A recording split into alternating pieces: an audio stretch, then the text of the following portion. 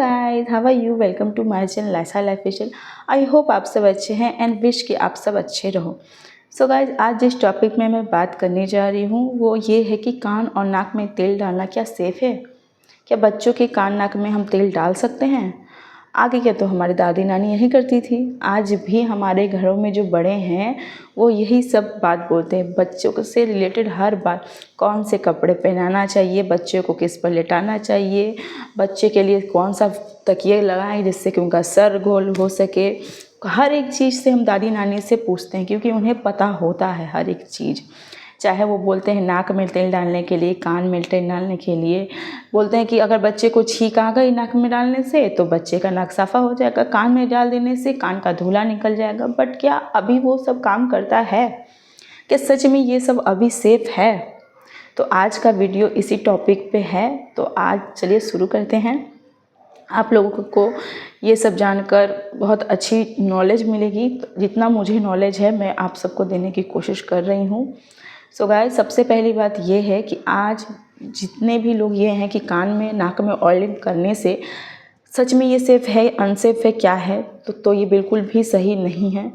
आगे इसीलिए किया जाता था कि आगे का जो ऑयल था वो खुद मार्केट से खुला हुआ अच्छे से देख करके लेके आते थे, तो वो असर भी बच्चे पे होता था। पर आज के ऑयलिंग में भी बहुत सारे बैक्टीरिया है जो बच्चों को बहुत ज़्यादा इन्फेक्शन का खतरा कर रहे हैं।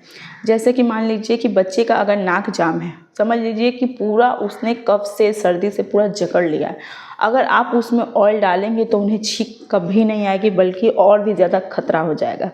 मेरी बेटी को क्या था, निमोनिया का शिकायत था। जब वो फर्स्ट में आई थी हॉस्पिटल से डिलीवरी के बाद, 1 महीने के बाद उसे ठंड इतनी ज़्यादा पकड़ ली थी कि वो नाक से सांस तक नहीं ले पा रही थी, ना वो सांस ले पा रही थी, उसे कफ की भी बहुत ज़्यादा शिकायत हुआ करती थी।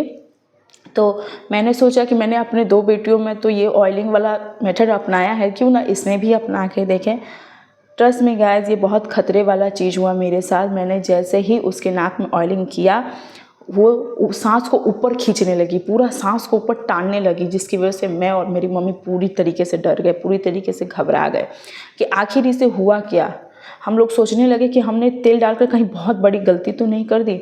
जैसे तैसे उसे हमने नाक को साफ़ा किया, जितना उसका नाक हो सका हमने इसका साफ़ा किया। उसके कॉटन बॉल से उसके हल्का हल्का बाहर से ही पूरा ऑयल निकालने का हमने कोशिश किया, कॉटन के कपड़े से पोंछने की कोशिश की, बट जैसे तैसे हमने उसे ठीक किया। तब जाकर हमें समझ आया कि नहीं, ये मेथड अब काम नहीं करता है, और सही में ये मेथड अब काम नहीं करता है। तो ये प्लीज़ अपने बच्चों पर अब नहीं अपनाइए।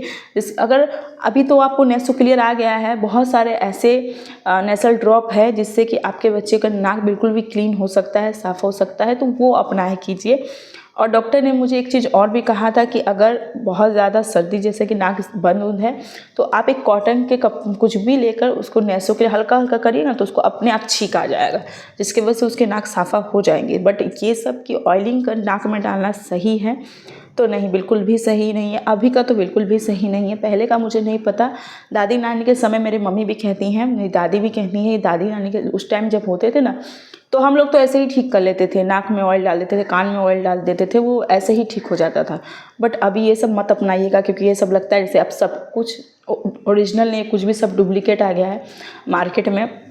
तो ये सब आप बिल्कुल भी मत अपनाइएगा। और हाँ, कान में भी आप इसे करने की कोशिश मत करिए, क्योंकि हो सकता है कि नाक कान और जो बोलते हैं ना, नाक कान और मुंह तीनों एग्जैक्ट में जुड़ा हुआ रहता है। अगर एक में भी इन्फेक्शन हुआ तो आपको खतरा काफ़ी ज़्यादा बन जाता है। कान में भी तेल नहीं डालना चाहिए, क्योंकि पता है गंदगी कान में होती है, और तेल डालने से क्या होता है, वो जम जाता है, वो बाहर की तरफ आप नहीं निकलता, वो वहीं पर जम जाता है, चिपचिप टाइप में हो जाता है, वो वहीं पर जमकर वो चिपचिप टाइप में हो जाता है। तो प्लीज़ ये सब ट्राई आप मत करिएगा। ईयर के लिए भी ईयर ड्रॉप आया है, डॉक्टर से एक बार कंसल्ट कर लीजिए, डॉक्टर आपको रिकमेंड कर देंगे, तो आप वो सब यूज़ कर लिया कीजिए। बट कान में नाक में ऑयलिंग करना बिल्कुल भी प्रेफर नहीं करिए। कान में क्या होता है कि जब भी कुछ संक्रमण हो जाता है, उसकी वजह से आपके हो सकता है कि आपके नाक में भी दिक्कत हो जाए, आपके गले में दिक्कत हो जाए, आपके आँख में दिक्कत हो जाए, तो वो बच्चे का हर एक चीज़ में इन्फेक्शन होने का खतरा बढ़ जाता है। तो रिस्क मत लीजिए, रिस्क लेकर कोई फ़ायदा है नहीं आपके बच्चे के लिए। जितना हो सके आप डॉक्टर से रिकमेंड करके कीजिए, क्योंकि जानते हैं जब न्यू बॉर्न बेबी होता है ना, वो तो खुद ही ये सब एब्जॉर्ब करने के लायक नहीं होता है, काफ़ी छोटा होता है और हम इसमें एक्सपेरिमेंट करते रहते हैं, जिसकी वजह से उसमें बहुत सारे खतरे बढ़ जाते हैं। तो वो सब मत किया कीजिए, जैसे चल रहा है अपने बेबी को चलने दीजिए। कान नाक ये सब कुछ उसके बॉडी का बहुत कमज़ोर होता है, उस टाइम करना ये सब बिल्कुल खतरे से खाली नहीं है। डॉक्टर से एक बार रिकमेंड कर लेंगे तो क्या ही चला जाएगा, डॉक्टर्स तो आपको सही ही बताएंगे ना। तो ये सब घर में ट्राई नहीं करिए, दवा बना हुआ है वो सब ट्राई करिए ताकि आपके बच्चे को कोई भी नुकसान ना ही हो। तो तेल में प्रेफर नहीं करती, आप ड्रॉप डाल सकते हैं, नेसल ड्रॉप है, जितने भी आपको डॉक्टर रिकमेंड करते हैं। मैं नेसोक्लियर यूज़ करती हूँ ईयर के लिए, ईयर ड्रॉप डॉक्टर ने मुझे रिकमेंड किया, मैं वो यूज़ करती हूँ। आप भी वही कर सकते हैं, बाकी आप देख लीजिए, बट ऑयलिंग मत करिएगा।